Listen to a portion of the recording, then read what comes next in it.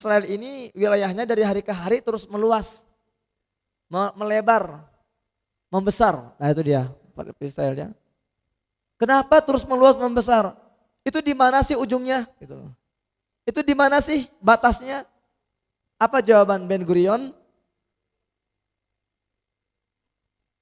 Jawaban Ben Gurion gini, jawaban Ben Gurion. Dengan tenang dia menjawab, batas wilayah negara Israel itu sejauh yang bisa dijangkau oleh tentara kami.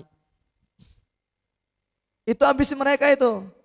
Jadi mereka itu nggak pernah benar-benar berambisi hanya menguasai Palestina. Kalau tentara mereka bisa menjangkau Saudi Arabia, itu Makkah Madinah terjajah itu. Kalau tentara mereka bisa menjangkau Mesir, Yordan, Suriah, habislah. Bahkan kalau tentara mereka bisa menjangkau Pekanbaru, ya berubah jadi Pekan Lama ini. Sampai akhirnya ada seorang dosen menghampiri saya. Kamu dari mana? Dari Indonesia, saya bilang. Ngapain di sini? Lagi mau ke rumah sakit. Kamu bisa bahasa Arab? Bisa. Dites bahasa Arabnya. Lancar, bagus. Kamu punya hafal Quran? Punya. Dites hafal Qurannya. Lancar, bagus. Ditawarin sama dia. Antum mau kuliah di sini gak? Mau, Ustaz. Silakan daftar, kamu gratis. Gratisin mulu saya di mana-mana itu. Aduh, saya bilang jadi gak enak. Nah, warga Gaza ini meskipun mereka itu modern, tapi mereka ini bukan orang-orang yang mampu. Mereka ini orang yang krisis dari berbagai hal. Krisis pangan, papan, krisis bahan bakar. Para pegawai PNS di Gaza, PNS di Gaza itu digaji 40% gajinya itu. Mereka memang jadi ada orang Malaysia nih datang ke Gaza. Kaget dia ngeliat kondisi Gaza. Kok Gaza kok kayaknya kok keren gini kan? Nanya dia ke guide-nya orang Gaza itu. Ternyata kalian tuh enggak seperti yang saya bayangkan ya. Apa kata orang Gaza? Brother, we are not poor, we are broke. Kami ini bukan miskin, kami ini bangkrut, gitu kata orang Gaza itu. Mereka tuh orang-orang jenius, tapi mereka tuh dibatasi oleh Israel dalam blokade itu ya. Jadi mereka dibuat krisis bahan bakar, krisis pangan, krisis moneter. Ketika saya di Gaza, mereka tuh lagi orang krisis membutuhkan bantuan dana. Tapi ketika mereka bertemu dengan saya, orang Indonesia, mereka berusaha mengesampingkan dulu penderitaan mereka lupakan dulu krisis mereka demi memuliakan kita orang Indonesia. Masya Allah. Dan setiap kali saya ngobrol dengan para politisi, dengan para akademisi, para ulama, emak-emak, bapak-bapak, anak-anak, kita ngobrol, diskusi, dan saya orangnya memang senang ngobrol. Di ujung pembicaraan, orang Gaza ini selalu mengatakan hal yang sama. Apa kata mereka? Akhi Muhammad Hussein, billahi alaik, lama terja ala Indonesia, salimala ahbabina fi Indonesia. Kata mereka, Akhi Muhammad Hussein, kalau suatu hari nanti Anda pulang ke Indonesia, tolong sampaikan salam hangat kami, salam cinta kami, salam rindu kami untuk saudara-saudara kami di Indonesia. Maka dari itu, pada kesempatan kali ini kami sampaikan amanat salam dari warga Palestina di Gaza untuk antum semua di Indonesia dengan ucapan salam Assalamualaikum warahmatullahi wabarakatuh.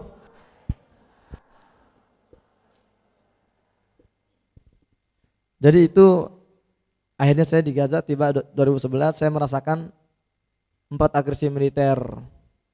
4 sampai sekarang 4 ya. 2011 kami dibombardir selama 8 hari, 2014 50 hari. Begini Ustaz, begini Pak. Ada yang bertanya kenapa sih Gaza yang diserang? Palestina ini kan sebuah negara yang cukup luas, 78.000 km persegi. Gaza ini cuma kepingan kecil dari Palestina. Kenapa Gaza yang diserang? Gaza yang dibombardir berkali-kali.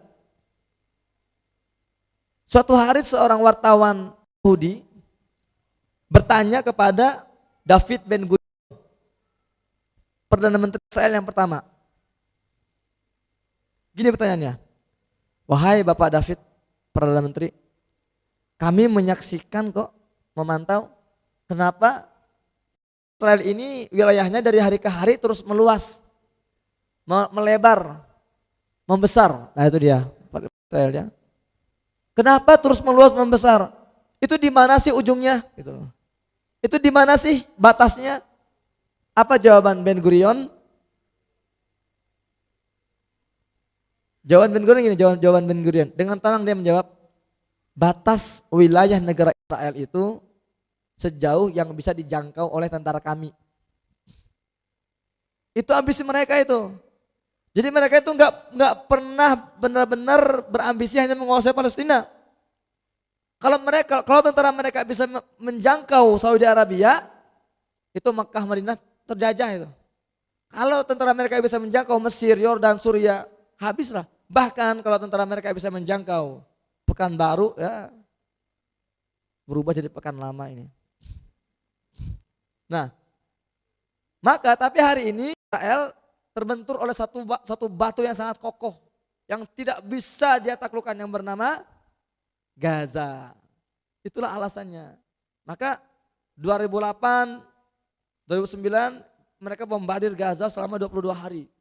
Dengan kekuatan penuh Gaza bertahan. Israel terpaksa menarik pasukannya dengan membawa kekalahan. 2012 saya sudah di Gaza itu. Kami dibombardir selama 12 hari. Gaza bertahan, bahkan menang. Kemudian 2014 lebih brutal lagi.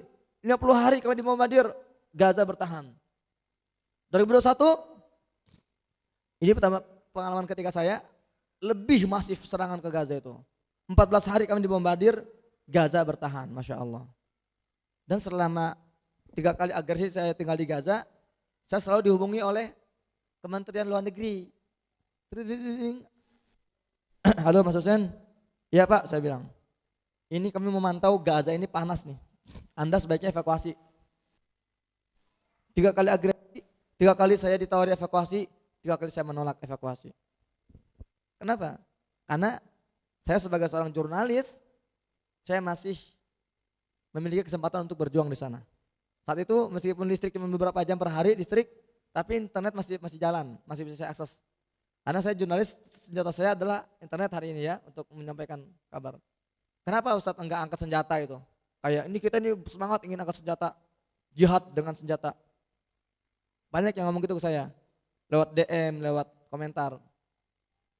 Saya Pak, Bu, saya kalaupun mau daftar, enggak akan terima. Ada kriterianya, ada spesifikasinya. Ya, badan saya ini mohon maaf enggak masuk. Dan juga ya ada banyak persyaratannya gitu ya. Lagi pula teman-teman saya di Gaza sepakat, Sen, kamu mah jangan angkat senjata. Kalau kamu angkat senjata, berapa yang bisa kamu bunuh? 1 orang, 2 orang, 3 orang Yahudi. Habis itu kamu dibunuh. Tapi kamu itu sebagai jurnalis itu yang paling strategis. Itu yang kami perlukan kata mereka. Kenapa? Karena kamu sebagai jurnalis, kamu tidak mungkin membunuh 2-3 orang Israel, tapi kamu bisa menyentuh jutaan hati di luar sana untuk kamu ketuk. Kamu bisa menjangkau jutaan pasang mata untuk kamu buka di situ. Karena kami orang Gaza ini nggak bisa bahasa Indonesia, jadi kamu yang bisa jadi juru bicara kami di sana. Itu lebih kami butuhkan daripada kamu angkat senjata di sini. Nah, gitu jadi kita saling berjuang, saling membantu, tapi dengan peran masing-masing. Banyak yang DM ke saya, Ustadz saya mau ke Gaza, Ustadz mau angkat senjata. Siap, saya siap syahid. Saya bilang, Masnya bisa bahasa Arab gak? Gak bisa Ustaz. Aduh saya bilang, gak bisa bahasa Arab ke Gaza ngapain? Jadi beban. Ya, mau perangnya pakai bahasa isyarat sama Abu. Gak bisa gitu. Iya. Jadi mohon maaf ya, sekarang ini warga Gaza, Abu gak pernah minta kirim pasukan kalian, gak pernah. Kecuali kalau kita nih anak muda datang ke sana sambil bawa 6 unit tank baja, nah itu mungkin boleh tuh. Atau sambil bawa 5 unit jet tempur. Kalau bawa badan doang gini mah gak dibutuhin sekarang di Gaza itu. Masih ada stok di sana untuk berjuang dan kita nggak masuk kriteria orang Gaza. Jadi itu. Maka saya bertahan. Sampai muncullah 7 Oktober 2023. Biasanya sebelum ini Israel menyebutnya operasi militer. 2008, 2012, 2014 operasi militer. Tapi kali ini Israel untuk pertama kali dalam 50 tahun mereka mendeklarasikan status perang. Dan bukan melawan negara, perang melawan sebuah kecamatan bernama Jalur Gaza. Yang luasnya ini Kalau Pekanbaru berapa luasnya Pekanbaru? Ada yang tahu nggak? Luas Pekanbaru 600 km persegi ya, 630. Gaza itu luasnya 360 km persegi, separuhnya dari Pekanbaru. Bayangkan Israel mendeklarasikan perang melawan Gaza. Dan mereka tahu kalau kami hanya mengandalkan kekuatan kami, teknologi militer yang canggih punya Israel, jumlah tentara yang banyak berkali lipat dibandingkan kekuatan di Gaza, mereka tetap nggak akan bisa menaklukkan Gaza. Tahu mereka itu, sadar. Makanya kali ini Israel dengan muka tembok, dengan tanpa rasa malu, mereka mengemis-ngemis bantuan militer ke Amerika, Inggris, Jerman, dan negara-negara Eropa. Jadi Gaza dikeroyok oleh 3 negara adidaya, Israel, Inggris, Amerika, dengan dukungan 24 negara Eropa. Dikeroyok. Karena Gaza nggak bisa tundukkan oleh Israel semata. Dan ini sudah 4 bulan Gaza belum tunduk. Masya Allah. Saya kasih gambaran dikit ya. Hiroshima ini kota besar di Jepang. Luasnya 900 km persegi. Hiroshima. Artinya apa? 3 kali lipat Gaza. Diserang oleh Amerika dalam perang Dunia Kedua. Dijatuhi bom oleh Amerika dan sekutu-kutunya. Dijatuhi bom seberat 15.000 ton. Hiroshima. Hitungan hari, sehari 2 hari angkat bendera putih mereka menyerah. Gaza dikeroyok oleh Amerika, Inggris, Jerman, Israel. Sudah lebih dari 70.000 ton sejauh ini. Gaza belum juga menyerah. Gaza bertahan. Maka kali ini mereka ngomongnya sih perang, tapi yang di lapangan yang saya lihat ini genosida. Genosida dan parah sekali ini. 5 hari pertama serangan kali ini itu kerusakannya sudah melampaui 4 agresi sebelumnya kalau digabung. Kehancuran Gaza hari ini sudah melampaui kehancuran Afghanistan, Irak, Suriah kalau digabung. Menurut pengamat ekonomi mengatakan Gaza membutuhkan 96 tahun untuk kembali normal. Untuk rekonstruksi. Ya. Maka kali ini di hari pertama internet putus, listrik putus. Saya sebagai seorang jurnalis, senjata saya dicabut, saya nggak bisa berjuang. Maka kali ini saya menerima tawaran evakuasi dari Kemenlu. Mas Hussein, ini sudah sangat parah nih Mas, Anda harus pulang dulu karena Anda masih dibutuhkan di Indonesia, itu kata Kemenlu. Akhirnya saya terima evakuasi. Tapi Bu, kalau saya bicara evakuasi, enggak segampang evakuasi yang kita bayangkan. Saya kalau evakuasi artinya apa? Artinya saya harus menjangkau perbatasan bersama istri dan anak-anak saya ke perbatasan melalui sebuah jalur yang namanya Jalan Salahuddin. Itu jalur kematian. Saya sempat video ini. Ini adalah lokasi Jalan Salahuddin ini. Ini saya dokumentasiin di perjalanan. Ya. Lihat bagaimana bangkai mobil-mobil warga yang ditarget Jalan Salahuddin ini. Ya. Jadi ini gimana ceritanya? Di minggu awal agresi ke Gaza, perang ini, Israel mengultimatum warga di wilayah utara. Ya ingat ya, semua harus ke selatan. Karena utara akan dibumi hanguskan. Ketika mereka sedang bergerak ke selatan, lewat Salahuddin ini, lagi ada yang naik mobil, ada yang jalan kaki, ada yang naik gerobak keledai, itu dibom. Hancur tuh, di jalan dihancurkan. Dan saya harus bawa keluarga saya ke perbatasan melalui jalan ini, jalan maut. Dengan drone pesawat tanpa awak di atas kepala saya itu, jet tempur kanan kiri ngebombardir, bismillah saya bilang jalan. Saya banyak doa sama anak-anak saya ya. Kalau saya pribadi, saya lebih memilih dibombardir saat di jalan. Artinya kemungkinan meninggalnya lebih besar dibandingkan kalau saya dibom di rumah. Kan kalau di rumah kan tertimpa-timpa, mungkin kita selamat tapi dalam kondisi cacat itu ya. Kalau di bom itu lebih tenang sebetulnya di jalan itu, di mobil, gitu kan. Tapi kita ambil risiko itu untuk ke perbatasan. Sampai perbatasan, kami nunggu berjam-jam dari jam 8 pagi sampai jam 4 sore, lapar, haus. Ternyata kami nggak boleh lewat kami ditolak. Kami bareng sama Bang Onim, Onim langsung lewat, cis, ya diperbolehkan izin, diizinkan. Saya nggak boleh lewat. Saya harus kembali lagi. Beberapa hari kemudian disuruh lagi ke perbatasan, gerak lagi, gagal lagi. 4 kali saya bolak-balik gagal. Sampai hari ke-35 baru saya, ya setelah negosiasi alot antara pemerintah Indonesia dengan Israel dan dengan Mesir, akhirnya saya diperbolehkan keluar tanggal 12 November. 14 November saya take off dari Bandara Kairo. Tanggal 15 kami landing di Soekarno-Hatta. Ketika landing, banyak pesan masuk ke saya, pesan WhatsApp. Di antaranya kakak saya, Sen, kamu kan baru tiba, baru keluar dari medan perang, konflik berdarah. Ini sudah banyak media-media televisi, radio, ngantri mau wawancara, podcast, masjid-masjid sudah minta kamu datangi. Tapi kami sekeluarga sepakat kamu harus istirahat dulu 3 hari, baru kamu terima undangan itu. Ketika saya membaca kata-kata istirahat, geleng-geleng kepala saya. Berani-beraninya saya berpikir istirahat saat ini. Sementara di Gaza, teman-teman saya dibantai dan mereka tidak dikasih waktu istirahat, saya bilang. Bagaimana saya punya tega istirahat hari ini sementara keluarga saya, saudara-saudara saya di Gaza, dihujani bom, dibunuhi, dibantai dan mereka tidak ada waktu istirahat. Saya bilang gak ada istirahat, terima semuanya dari sekarang, saya bilang. Saya pulang ke Indonesia bukan istirahat, bukan untuk healing, bukan untuk rehabilitasi atau untuk rekreasi, enggak, saya bilang. Saya pulang ke Indonesia untuk melanjutkan perjuangan saya yang belum selesai. Maka dari saat itu sampai sekarang saya belum istirahat.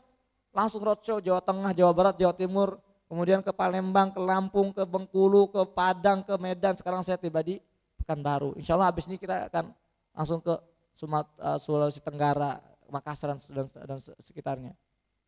Ya, alhamdulillah. Dan saya selalu wanti-wanti. Saya kalau acara-acara gini, ya kajian gini, saya wanti-wanti tim saya, awas jangan ada embel-embel di spanduknya, siapkan infak terbaik, siapkan donasi terbaik.